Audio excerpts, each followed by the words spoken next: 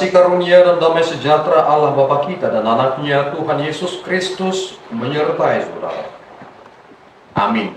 Shalom, saudara yang terkasih di dalam nama Tuhan Yesus Kristus, senang bisa menyapa saudara di tempat saudara berada hari ini. Dalam dimensi yang berbeda tetapi dalam dunia yang sama.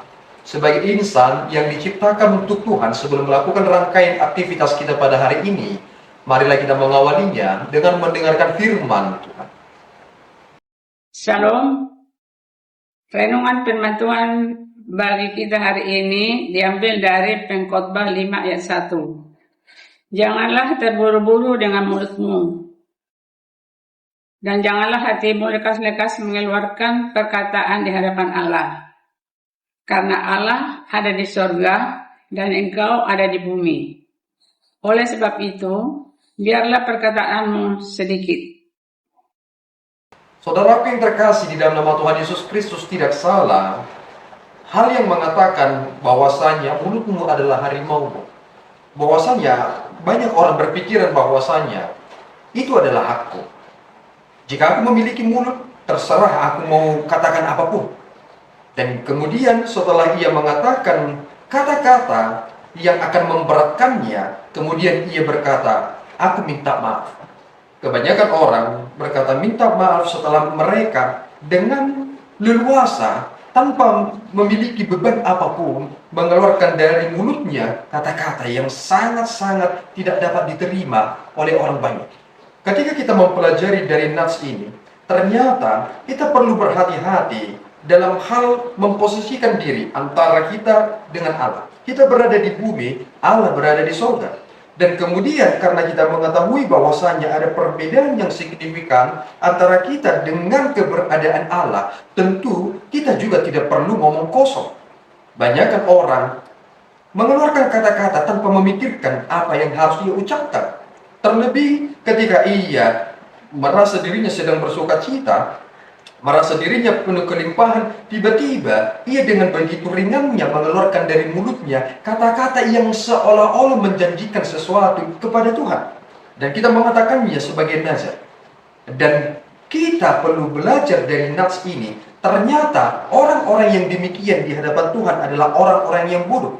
Lebih baik kita tidak bernazar kepada Tuhan jika kita tidak mampu untuk melakukannya. Karena apakah kita sudah siap menerima konsekuensi ketika kita berkata kepada Tuhan, aku akan seperti ini, aku akan melakukan ini, aku akan memberi ini, kemudian kita tidak melakukan apapun dan kita melawan apa yang telah kita ucapkan, apakah kita telah siap murka Tuhan menimpa kita? Coba perhatikan baik-baik bahwasanya belakangan ini banyak orang tidak mau tahu tentang apa yang mereka katakan, terlebih tentang perasaan orang lain. Mereka menyakiti hati orang lain secara langsung, meskipun mereka hanya menuliskan itu, tetapi orang-orang yang membacanya akan tersakiti. Mengapa kita tidak memikirkan bahwasanya ada hal yang begitu signifikan yang harus kita kerjakan di dunia ini? Kita pengkhotbah menjadi bagian dari referensi yang penting terkait tentang refleksi. Tidak semua orang berakhir pada masa tuanya, tetapi persoalannya adalah banyak orang mati dari kata-katanya. Ia tidak memperhatikan bahwasanya ada dampak buruk ketika ia mengatakan sesuatu hal yang buruk. Mari saudaraku yang terkasih di dalam nama Tuhan Yesus Kristus, jangan pernah terburu-buru membuka mulut dan jangan hati kita tergesa-gesa mengeluarkan perkataan di hadapan Allah. Mengapa? Karena Allah ada di surga dan engkau ada di bumi. Kita perlu menjaga mulut kita, karena apa yang terucap dari mulut itulah yang tersimpan di dalam hati saudara. Hati berada jauh di dalam. Mulut kemudian mengungkapkan apa yang ada di dalamnya. Dan ternyata kita tidak menyadari bahwasanya apa yang terucap dari mulut kita mengindikasikan atau menjelaskan kepada banyak orang betapa busuknya kita. Jadilah orang yang senantiasa melakukan apa yang saudara telah ucapkan. Tetapi lebih baik saudara tidak menjanjikan sesuatu pun jika saudara tidak dapat menggenapinya. Ingat, janji adalah hutang. Sehingga ketika kita berjanji, kita memiliki hutang. Maka jangan pernah berjanji jika saudara tidak mampu melakukannya. Tuhan Yesus memberkati kita berdua. Ya Tuhan, kami bersyukur atas berkat-Mu. Terima kasih atas anugerah-Mu yang mengingatkan kami supaya kami tidak tergesa-gesa untuk membuka mulut kami dan meluapkan isi hati kami di hadapan-Mu, seolah-olah kami dapat memenuhinya, dan ternyata kami tidak melakukannya. Ampunkan kami ya Tuhan karena tidak mampu untuk mengintrospeksi diri kami, yang kerap sekali kami mengabaikan hal yang penting di balik apa yang kami ucapkan.